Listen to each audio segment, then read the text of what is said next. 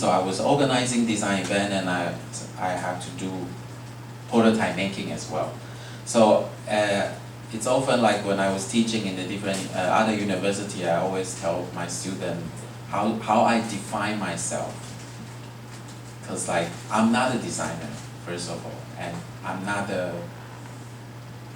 a curator as well, which is very popular term at the moment. I define myself as I provide my service to designer. So if you need to make prototype, I'm on it. If you need to make a design event, I'm on it. Like I can take care of those things and make things happen. So this is a proposal from this famous Japanese designer, Nendo. We invite him to Taiwan, and it's a workshop regarding the traditional bamboo craftsmanship in Taiwan. So we invite them to Taiwan, and we'll have very tight schedule, like everybody visit a different kind of bamboo workshop for like in just 2-3 days, and then they fly back to Japan, and then 1 month later they deliver their proposal. I was like, wow, that's so fast. He gave me a proposal like a thick book. Then I have a deep look, I was like, oh shit, because it's made out of the stainless steel instead of bamboo. So that's a totally different challenge. And my job is to try to make it happen. So this is the end result, as you can see. It's made of the stainless steel. And when we are finished this in the very last second, and then we ship it to Milan Design Week. So when Nendo personally, that was the first time when Nendo when he saw the work like personally.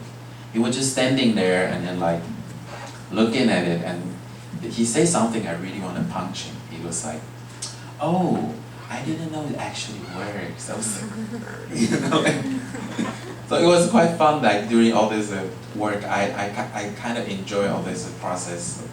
So this is working with another famous designer. He's Brazilian. He was lawyer in the beginning. Campana Brothers. It's very interesting. His work is very, very crazy and wild. I really like it's also related to fashion sometimes. Like he's working with Lacoste and all those different brands. But he was a designer in the beginning. When he was about 40, he just like, oh, I'm done being a lawyer, I want to be a designer. Then he started doing design, and then he got famous. You see, life can be so unfair sometimes. Yeah, so when he come out with his proposals, it looks like very simple chair, but it actually took us a lot of energy to make it. Just to make the size fit, we specially hire a worker, go up to the bamboo forest, and then we cut down like 10,000 bamboo sticks in order to make one chair. Yeah. So the chair is connected. It's a one curve, closed curve. So it's very flexible and resistant. So it will adapt in different kind of weather. So for example, when we present it in Milan, because it's super dry, the gap will just getting thinner and thinner, and the last day they will just completely touch each other. When we ship it back to Taiwan, it just like jump back. So this is another exhibition that I'm not designing the exhibition, I'm the producer, like I'm helping them and communicate with the different, like this is, the pavilion was designed by Nendo. This is his first solo exhibition in Taiwan, back the time when they are not that famous yet. That was in 2010-11. Like at the time, the Nendo Design Studio has a design project, like probably more or less around 150 design project a year. It's hard for us to imagine if your design studio has 150 design projects a year. And then a few years later, I met them in Milan again. I was like, hey, how many projects you're running at the moment? It was like 500. So they never sleep, to be honest, like they really know. So I have a shipping emergency that I have to call them. And that was around 12 o'clock in Taiwan, which is 1 a.m. in Japan. I was just like, no, but I really need to solve the problem. I'm gonna try. So I called their company. I don't have the cell phone, so And I got reply like immediately, like moshi moshi. I was like, they never sleep, and all the staff just stay living close by the studio, so they can go back to work like quickly. Yeah, so it was also very fun because in order to make all the things, and there's a lot of communication. I even make myself a little like a paper model in order to prove like this is working and all the things. I done a lot of extra work to make things happen. And this is the picture that when we was like doing the together, like this is a project. This is a craftsman. This is a German designer, Sebastian. His name is Sebastian Hagner. Yeah, so he presented, he delivered a design, and then my job is to communicate with the craftsman and to make it happen. And if there's a problem with the structure, there's a problem with the design, or cannot make it, and I need to reply to the designer, and then I'm like just dealing in between both of them. So this is another project we were working with a lacquer. And this is with ceramic. So one thing is, like for me, it's very interesting because, as I mentioned earlier, like I don't want to be an industrial designer, but my job now can actually bring me into different kind of interesting projects. So in that turn, it's like if I'm working as an industrial designer myself, I can, let's just say maximum, if I'm very diligent, maximum probably I can make 1 or 2 my own projects and make it happen. But my job now, like in just 6 months, I can get involved with 6 different kind of design projects. So for me, that's actually very interesting to get to see all these things and then try to solve the problem and make the designer happy. So we also make a portrait and other things, so it's like a set of service, you know, like so we make a documentary about this project, and this is one of the end result we have been done.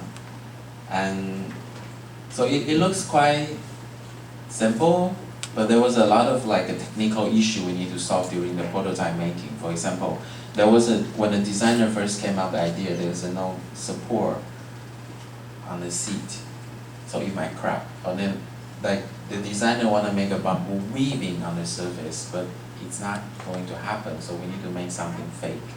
So all this kind of discussion actually, for me, it's very nice challenge, and I'm very glad that my job is not as boring as like any like 8 to 5 office work. So this is a result from the Sebastian. He was actually inspired by when we doing the workshop. He was traveling around Taiwan. We were like from Taipei to Jiayi, and then like almost half of Taiwan. And he saw many bridges, so he was inspired, like like all this connection and all the things. So he wanted to make something which perfectly use the flexibility of bamboo to create all this beautiful tension line, and then and also make it as a functional object. So those are the places I have been to, and unfortunately it's mostly for work. I never really go out for like to relax. So we done an overseas exhibition, and then there was a totally different page, and then there was a totally different kind of challenge. So this is a pavilion we done in Milan in the Design Museum, which is a very important museum in terms of the design. So we done this presentation by founded by the Craft Center in Taiwan, and the idea of those bamboo, the balloons, is to represent the bamboo forest in Taiwan. And in order to create a kind of atmosphere, we run a lot of tests in Taiwan. So at the end of the day, we create this bamboo, the balloon stick, and they are 3 floors high. They are like super long, 3 floors high, in order to create a feeling when you touch it, because it's very long, so it doesn't wave like this, it waves a little bit, like you are in a bamboo forest. create this kind of wonderland atmosphere. So when people go in, they get to see like, to give them like a actual wow factor when they coming in. So that was the first time I was working in Milan, and it was very interesting because it's very different culture and all the things. So I was actually not there for work. I was there just to kind of visit. But my friend, they need my help, so I was actually end up as a staff on site. So I was helping the Nendo, the Japanese designers. I was helping my Taiwanese groups. And those Italian people, they were just like, they are very chill. So they will all disappear at the same time. And then they take a break like 4 or 5 times a day. And in Taiwan, if you are, if you are a construction worker, you work 8 to 5, period. You have a lunch break and that's it. But they were just like, let's go get a cigarette. They have espresso. They are super chill. But at the end of the day, they achieve the work like nicely. So I was like, we work too much, you know. So I learned how to be more relaxed when I was in Italy. And this is when we doing the presentation in, later I have some videos I can show you. This is when we helping the Taipei City government to promote the World Design Capital back to 2016. So we also select some like Taiwanese craft design and present it in Dubai. And then this is another exhibition in Paris. It's a famous selection called Messi, and they invited Taiwan to as like their feature exhibition. So I was really excited because I always have this passion to promote Taiwanese design. So when I got the invitation, I was like, yes, you know. So I was just like, I spent whole night just making presentation to show them what we have, what we can do, and how can we help you and all the thing, and then send them the email, and then I got no reply for like 2 months. I almost gave up. I was like, okay, maybe they are not doing this. Maybe they just hate me or something. Then I was traveling in Japan. I got a call. It was like, Ben, we need some images. Blah blah blah blah blah. We do press conference like next week. I was just like, what? You know. So it turns out the French people, they went for summer break. So when they are in the summer break, they don't work. It's another culture shock for me. I was just like, what? You know. And then they are kind of emotional.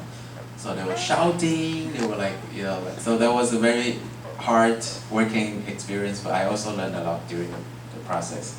So this is an image we took the first day when we started the exhibition.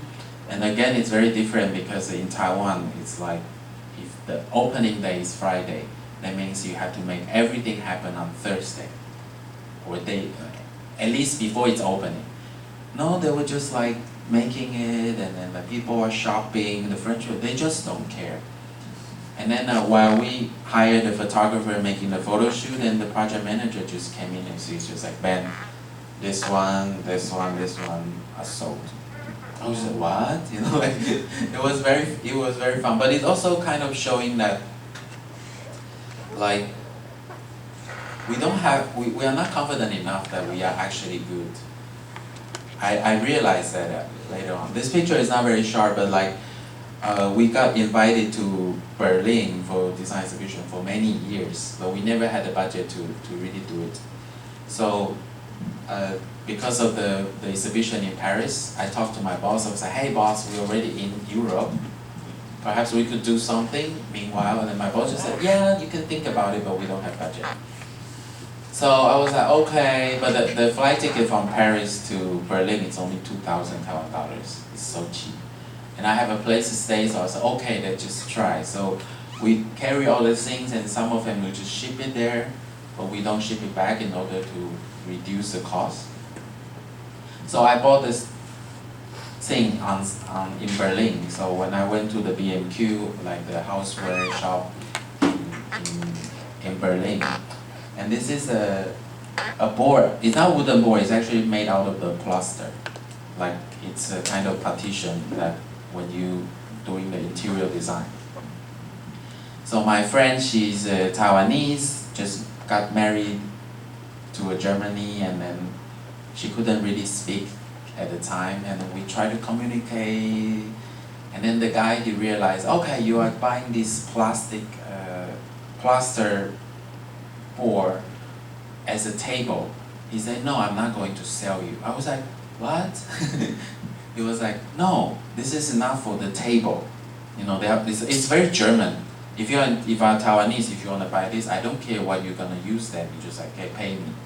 But the German people say, no, this is not for table. We are not going to sell you, and blah blah blah. So I have to ask my friend who can speak German. Other friend. We went back to the shop and we communicated with him again. So he finally agreed to sell us the piece. And then I went to the counter. I was like, oh, I need to deliver. He was just like, oh, you need to wait. I was like, for how long? Because in our aspect, I was like, oh, a few hours. No, you had to wait for 3 days. And I was like, 3 days? The exhibition is already finished. What I'm going to do with those plaster bowl? So he was giving me the look. I was like, okay. Then he gave me like a number, which is like handwriting. And then he said, call this guy.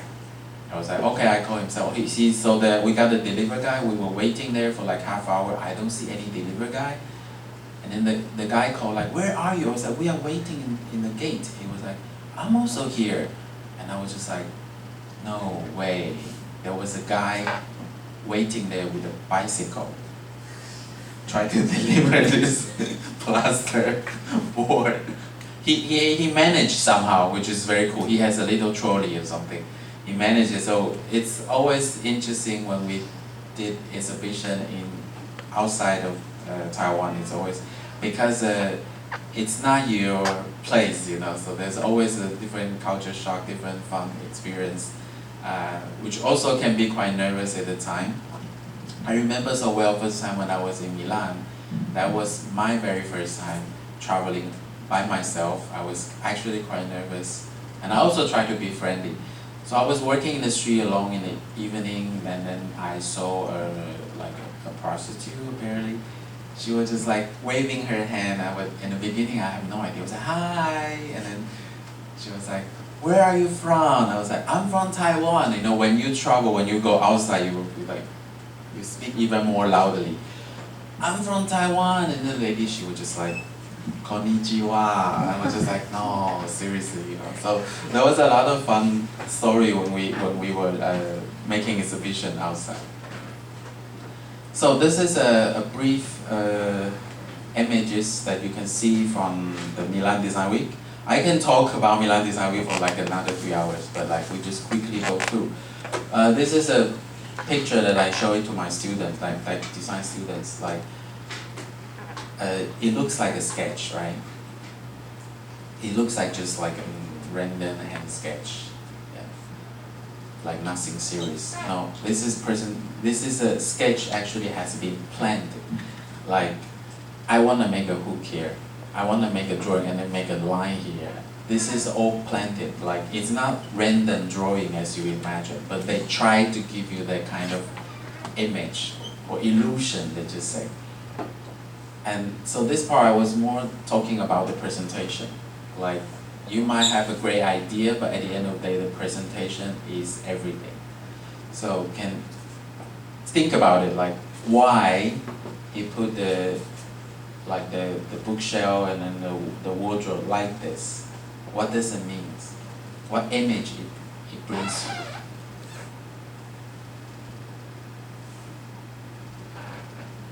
This bookshelf and the wardrobe, they are actual product, they are not prototype. And they are actually made out of paper. So they try to tell you like this is super light.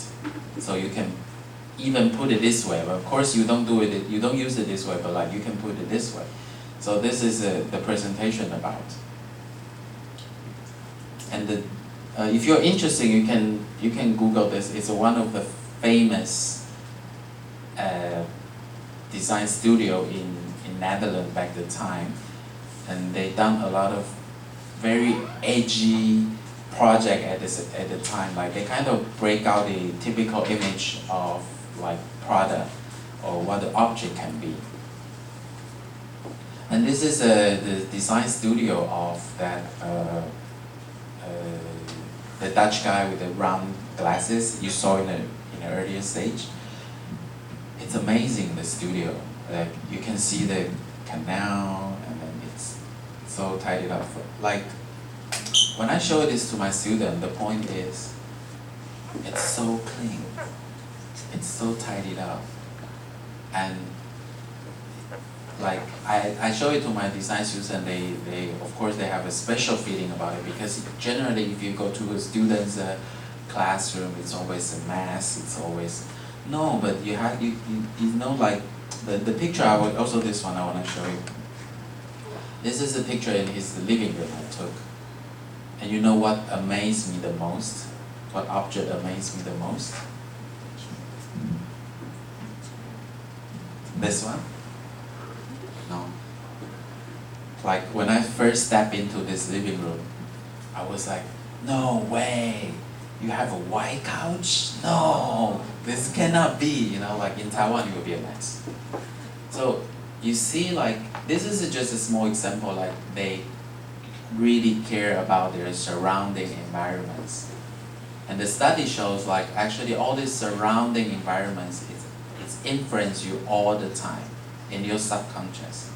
So for example, if I walk into this classroom, I was thinking about why the speaker is hanging there and they are not symmetric. One side is higher up, you know, all these little details that actually influence you. You just don't know. So I think why in Europe they have such an amazing like design industry, and all this, people appreciate all this furniture, because they are surrounded by this kind of environment. It's all influence. Yeah. So in Taiwan, I think this is important tips for us. We need to start to take care of our surroundings. So this is like a few samples I want to show. Like this is a famous mala huoguo shop in Taipei called Zhanji. This is a picture when they about their interiors. And what I like about it is just like they took all this very old thing that I saw during my childhood, but they just like kind of transfer into a modern and contemporary images. Like those, I don't know if any young people buying this kind of plant, like Lucky Bamboo. For us, it's like, it's old, you know, it's not cool at all. But the way how they arrange it, it's just like kind of give a different feeling and atmosphere. And this work these pics you see a lot from my presentation. This is one of the interesting cases that I like to bring up, because from the pictures everybody can see like this was actually inspired from the night market classics too.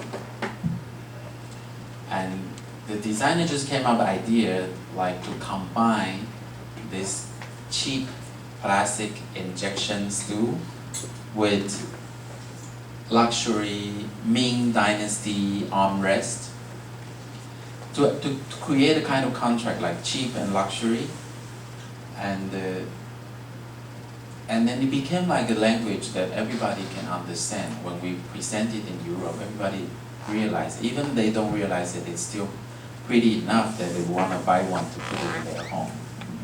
So this designer is very interesting. His name is Pili Wu, P-I-L-I-W-U. He's a Taiwanese. And he always got inspiration from the daily life in the daily street, still today. So he has a very clear method how he make design. And that's how you build up as a designer. Or, you know, you need to kind of start establish these kind of things by knowing who you are and what you like. So there was in Beijing, and this is in Hong Kong. And this is also the same designer's work, which I also like. The table leg that you see is actually from IKEA. And the idea is like like take IKEA furniture as a base, but let's put some Taiwanese traditional craftsmanship. So he was working with a wood carving craftsman and carving this Guanyin Buddha and then like put it into the table lamp and give it totally different atmosphere. And this is a table lamp that you can see very often in IKEA. It's kind of classic. So he's working with a craftsman making silver and then to create this kind of, this is a very unique craftsmanship. Like they are making the outfit for the Buddha in the temple.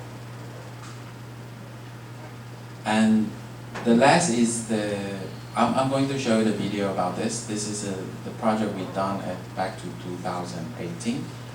And we kind of managing, I wouldn't say curate, we're managing all these things from the pavilion design, from the program, and all this music performance, and like we do all, like kind of whole package service. And this is the pavilion for the Israeli office in Taipei. They will be selected as a guest of honor at 2018. Maybe some of you have been there in the Taipei International Book Fair. So the representative, he came to me and he said like, Ben, I want you to make this. I was like, no, I don't want to do this. Like, I don't like to make exhibition in the World Trade Center because it's ugly. He was like, Ben, I want you to make it. I'm serious. I said, okay, if you want me to do it, you have to let me take in charge. And he's like, I want to do something crazy. He's like, yeah, I like crazy. So the representative allowed me to do something wild. So usually when you start a design project, like the first thing is to make a research in order to create a brief. So I was asking, okay, it's a book fair, how many books you have, and all the things, and blah, blah, blah. He was like, we have a lot of books. We have like 200 books. I was like, seriously? Can you imagine when you put 200 books all together, how big amount it is? It's not a lot. Just like this. And they have a huge space. So I was like, no, this is not good. So instead of it, we transfer this disadvantage into advantage. So I was like, since you don't have enough book, let's make a big one. So this is where our idea came from. And we have a lot of tough time because Israeli can be very aggressive, talkative, and demanding. But during those communication, I start to realize he is not only, because him as a representative, he has 4 years term in Taiwan, and that was third. So this will be the last chance that Israel has been selected as a country focus. So he want to make something big. Instead of showing the Israeli literature, he want to show Israel. So it took me a while to understand this, because in the beginning he was like, Ben, you know what, we have a satellite, I can showcase, we have also a rocket. I was like, why do you want to show a rocket in a book fair? And then I realized he want to show Israel instead of only the literature. So this is how we start all the briefing when we're making a design. So this is the end result. So instead of like 200 books, we make a giant book. This is like I think around 9 meters times 9 meter and 4 meter tall. And we work with the Israeli graphic designer in order to create this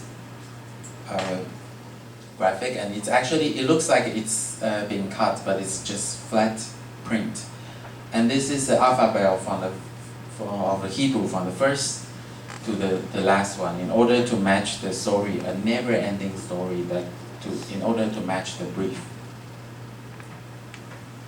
So I went to Israel, and then I took photo in their Yehuda market, like a traditional, popular Israeli market. And then so I took all these images, and later on we do all the photoshops. Those are from the different images. And then the Israeli office, they are carefully check every single text. Like for us, we were like, we cannot read this, so we don't care. But they are very careful. Like, so any personal information or any information related to like religious are not allowed to showcase. So we spend a lot of time making a Photoshop and retouch everything on the wall. And then in order to create this illusion, so we make something in the front and we put an actual flute, like which you can see also in the Israeli market. So it's quite fun. Like you don't see people do this usually in the book fair. So we got a lot of people asking, like for example, when I was standing in front of this market, the people were asking like,